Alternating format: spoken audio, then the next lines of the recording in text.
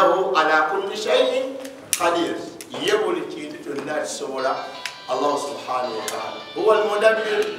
yakyusakyusa embeera z'ebitonde. Omwana abadde wano nga bamuyita mwana in Australia bukeera ku makya nga afuuse road mayor, bukeera ku makya nga ye pulezidenti, bukeera ku makya nga ye omugagga asinga wano mu Mbale, nga Allah ajja akyusakyusa nga bw'ayagala. Allah subhanahu wa ta'ala huwa ar-Rahman ar-Rahim, musaasizi Allah wa kisa kingi. Bwe tukola ebyonoono, bwe tukola amazambi ate agamu gakolebwa mu Promax mu Lwatu, mwani wano mu Bugisu muyina ezambi lyemukola n'abasiraamu balikola. Nsaba Allah ffenna atulunga mukwata abasajja abakulu ne mubambula ne mubasala embalu mu lujjudde oba nnimba ekiri haramun kizira n'okutta nekikola ki nekitta, kizira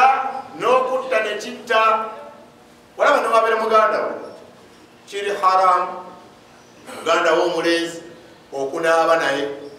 ye okunaaba naawe oba osula mu luumu nga temwambadde mwembi kubanga omutayambadde kabeere mwannyo kato ekiri haramu ate nnyo. Wakaifa okuleeta omusajja omukulu mulujjudde n'abamasimu bali awo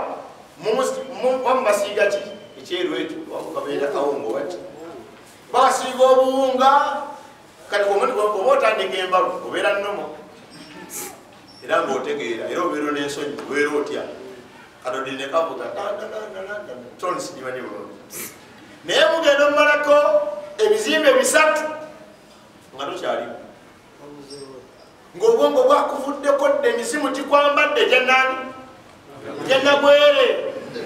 nagwere ali ku mutwe. Omusajja abadde omwanzini waffe omulungi ogenda omulaba nga yeekyanga mu Mbale wano atuuka ekiseera n'awera simanyi semawoye asooka obeemuka akavaibwa bagabata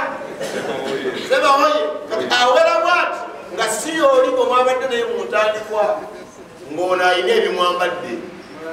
Naffe ewaffe eriyo omukolo gw'okuzina abalongo tegukoleka, mukolo gwakuwemula. Kano wabanga omuzikiti gwabashiriku kati imaamu waffe n'owekitiibwa kitegeeza yabagenda tukulembera mu kuwemula okwo. N'alyoka ayogera agagamba aganene naye mu kusooka wano bonna babeera batya, babitandika nkola essaati neyekweka, empale n'abulawo, akakomo n'abulawo, ziyingira ssaawa 3 nnyo ez'ekiro ng'engoma ekaaba bayimba ennyimba z'abalongo nga bonna baloodinze dda ne baleeta agagamba aganene nga taata w'abaana yakuliddemu okwonoona abaana. Kyokka ate ono omwana wakeera kumakya n'abigamba banne ku luzzi nti gwe nja kwongera ekigambo ekirala tetwabadde mu balongo ate wakusanga lwaki oyogera ebigambo ebyekisiru kati ate ebyekisiru ng'abadde obyogera ddi ekiro kyonna lwaki badde oyogera ebintu ebyekisiru. Kati ono mu ntandikwa ewaffe nga bazina abalongo babeera batya ne kasita engoma evuga ennyo lubaale nga abalinnya ku mitwe nga batandika okuwemula ekyalo kyonna. Kati ne wano nga musala embago ono mu ntandikwa ono gabagenda osala abeera atya yeekomoma atya obuwala bumulaba atya abantu ne kasite akadodikanya ennyo kubanga engoma ezo oba ebivuga ezo adhaanu shaitan obeera oyita sitaani nga olaba ti adkar Quran obeera osika eriyo wakati wonani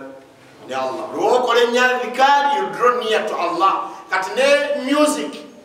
ennyimba kadodi ngoma zireze waffe Buganda buli woobikozesa shaitani ng'erodinga bagenda tukukusala embalu bwe bati nga tokyatya muntu yenna. Ogwo omukolo oyinza obba nga mutuufu sigumanyi nnyo munda waago naye kyekikola kikyamu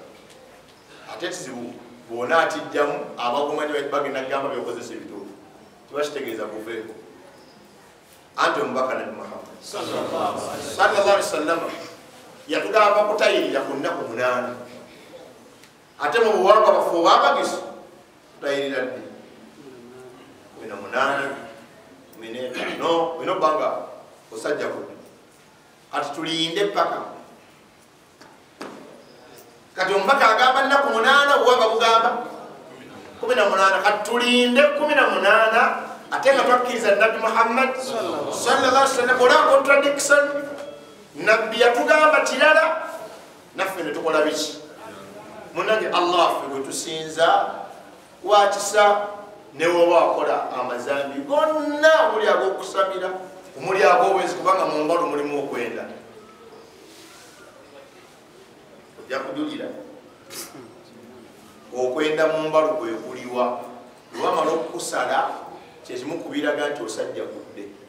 kati osookera ku mukazi wa bwenzi wejjeketi ki webiri si webiri ekyo kiri bweru wabuki wa busiraamu kati ekitegeeza yenna yasala ku mbalu mu nsala entuufu ey'embalu wanyiiza Allah ate nga n'abeera bulungi nti wootegeera nti wallahi nasobya Allah nga nsala embalu nasobya Allah nga nsabira nasobya Allah nga nsinza entaana nasobya Allah nga njaliba nasobya Allah nga nkyanga miizaani n'okwata ensawo y'obummondo obulamu n'obupangayo wansi wakati buvundu obuddako bukadde obuddako bufu wakati obulamu ennyo noga nti eno njikuguza nga kasitoma mpa emitwalo 8 naye ng'okimanyi emitwalo 3 nenogisi nagamba nti njikuwadde lilla kumbe ni shaitaani si lilla nakula ku mukyala engatto mu katale musiraamu alina sigida kubanze wendaba omusiraamu oba omumaze nze omusiraamu amalamu nnyo tuba nti ate wankosa mukyawa mukyala alina sigida namusanga mu katale ne brother wange nga tumugulako ngatto nga nnungi kumbe nga omanyi obulyazi amanyi bwabasuubuzi abamu ng'engatto eri ku display ennamu eri mu sitowa bwe yajjayo mu sitowa yagatta bugasi kunnamu n'apaakinga tutuuke wakaye nga ngatto nvundu biseera ebyo nga transport yenkana ne sente z'engatto ng'ate okuddayo kanira engatto envundu oluusi newaguze tutajjukirawo omukyala n'atulyaza amaanya okumanyawo okulyaza amaanya kubi nakati nkyamujjukira ate yanguze entuufu sikyabamanyi eyanguze enfu nkyamumanyi bulwenjogera ku bafere muteekamu kati Allah naye kati oyo musonyi saba Allah naye amusonyi bambi yankosa wallahi oba oli omusiraamu nga oguza abantu ebintu ebitategerekeka wallahi saba Allah akusonyi teba kwagala abantu kyovula batolooza lwakuluga mu katale gwe muloga asookera ddala lwoguza omuntu sukaali nga tawera nolayirira ku busuubuzi obw'obulimba n'oguza omuntu olugoye nga lulimu ebituli naye ng'obikutte bwoti abadan tosobola kwesiima mu kusuula ne Allah agamba nti qul ya ibadiya alladhina asrafu ala anfusihim mpitira abaddu bange bonna aboonoonye ne bakola ne israfu mu mazambi la taqnatu min rahmatillah tebakutukawo na kusuubira kusaasira kwa Allah inna allaha yaghfiru dhunuba jamia bagambe Allah asonyiwa amazambi gonna ani watisa okwenkana Allah ani ayinitisa okwenkana Allah nange mulabye omukyala nakamusonyiwa kati yanguze engattembe wone emyaka gikitutte yanzizaako omusango gwasinabakowasa omwana wange omukula n'emyaka 10 nga sinnawasa kati musonyiye saballah musonyi oba yafa bamulamu saballah musonyi okimanyi nti waliwo obusiraamu wano nga musajja mulungi munaddiini musaaze naye ng'alina gwawalana kati emyaka 40 n'agamba omwana nti ani akuleese ku piki oyo ti gali wangu nagwere ayi saabagambirawo oyo nedda addamu kuleeta jjajja kiki nti okadde magezi agamba kyamukaddiya emponana myakaaga bwamusanga yasaaza ng'alenga sali amabega woyo myaka 20 bali mu mpala bonna basoma Qur'an basiba Ramadan yakava e Makka nga talina package mu mutima gwesonyiwa abazadde muli wano nga mwakolimira abaana ate mwe munyumira abakolimira abaana mukolimire ekikolimo nawe kigenda kukwatiramu omanye engeri kigenda okukwata anti mukolima olusi ne mwedabira nti mwatukolimire kati ate omutima ne gudda nga bansibye nojja notoba n'abalamuzi notekayo akakadde ne banta nogamba oyo lwakuba nti maama we yannimeddeko nali namuleka avundire mu kkomera wayitawo mmeka n'instrument ey'omulala ne bakuba emiggo omusaayi zenna